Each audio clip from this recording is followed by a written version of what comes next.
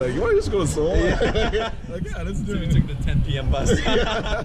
We arrived to Seoul around midnight. Yeah.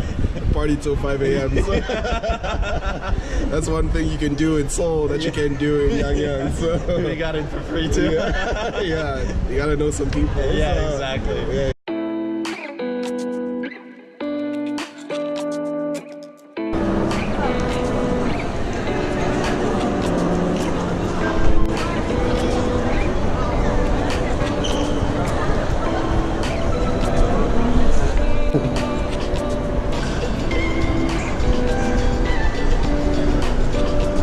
What's up, Anton? Oh, hey! Hey, where are we? In the library. Library. Starfield Library. It's one of the most popular libraries in Seoul right now. And in this video, we're going to talk about, living in rural Korea versus living in Seoul. So, obviously, we come to Seoul on the weekends when we can because we don't live here and we enjoy our times here. We go out, we meet friends, we party, and we decided to come here today because it's our first time in this library, and as you can tell, it's pretty dope. So, it's really cool. Yeah. So how would you compare the two places? Yeah. So living in if you were to live in Seoul, it's more expensive. So, and because you're an EPIK teacher, you'd get paid the same amount based on your experience. Actually, if you live in the rural area, you're getting paid 100,000 Korean won more. So you're actually making more money living in rural areas. And you're probably going to spend less money because things are generally cheaper there. Like I would say food, like local restaurants are much cheaper than they are in the big city. So you'll save more money, but there's less things to do, obviously. So here, like, there's more things to do. And because there's more things to do, you're going to be spending more and more money on different experiences. Yeah. Literally, we were just back in Yangyang yesterday, and we're having dinner, and we didn't even know we were going to come to Seoul today. Yeah. We're eating dinner, and it's like, it's like 6 oh p.m. man, like, what do we, like, go watch a movie in Sokcho or something? Yeah. And then it was like 7 p.m. We're like, you want to just go to Seoul? Yeah. Like, yeah, let's do So it. we took the 10 p.m. bus. Yeah. We arrived to Seoul around midnight. Yeah.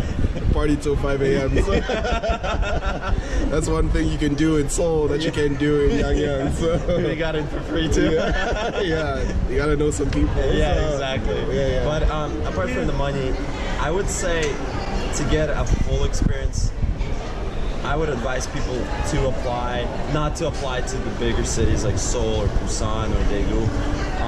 And if you do apply, there's a good chance that you probably won't get it, even though you do list your preferences.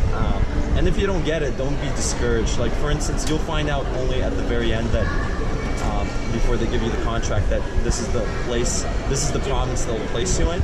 And for us, it was Gangwon, right, which is not where any major really city is. I mean, not Seoul, not Busan.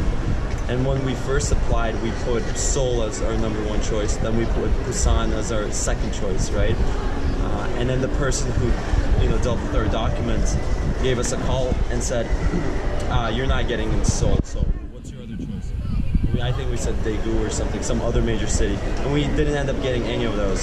So now we live in Yangyang, pretty small town, but it's, I think it's a good experience. I think it's even better than the big city because you get to see how people in rural areas live, and it's a small, closely tied community, so you feel like you're part of it, and you get to know many different people, and people on the street talk to you, and they want to know more about you, and then they take you. I've had an experience where this guy at the gym came up to me and we started talking, and then he took me to different restaurants, he took me to his house, I met his wife, he cooked food for me, and I'm sure like things like that happen to you as well. So definitely a good experience even if you don't get into a big city. Yeah, definitely. I would also say the apartments that you get in Seoul are really small compared to like the ones you can get in like the rural areas. So if you're cool with living in a small apartment, then that's good for you. But luckily, the apartments that we have are a little bigger, and you can be alone with your thoughts. So if you like, is that a good thing? Depending on who you are, I mean, if you're comfortable with yourself and you don't mind people around you not speaking English, then go for it. But if you're a people person, then definitely being in Seoul is awesome because, literally, this is a library right now, and like, as you can tell, like, obviously, I'll turn around and show you one more time. There's a bunch of people here. They're taking pictures, and there's escalators in this library. There's people down there that are reading books. There's people everywhere. Even though it's a little noisy, it's obviously not the most quiet library in the world, but it's just beautiful. It's a tourist attraction. So we come to Seoul like maybe once a month, twice a month. Probably twice a month. Yeah. Celebrate birthdays, meet friends, and obviously do some other stuff that we can do in Yangyang. But luckily for us, obviously the summer is coming up, so we're actually going to be spending more time over there. Why? Because by the beach. Yeah. We're by the ocean. So surfing. Yeah, surfer time. Yeah. So a lot of people in Seoul are actually going to be like going that way because they want to enjoy, you know, the ocean, like the sun. East Coast, yeah. The East Coast, yeah. So we're going to be doing a lot of hosting this summer.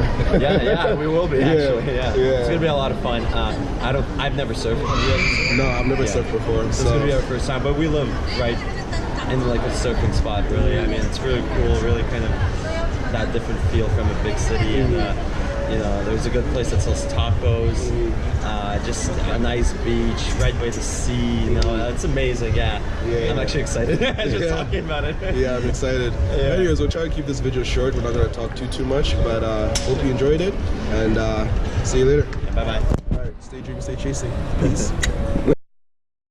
I've had an experience where this guy at the gym came up to me and we started talking, and then he took me to different restaurants. He took me to his house. I met his wife. Like, he cooked food for me. Don't ever do that again.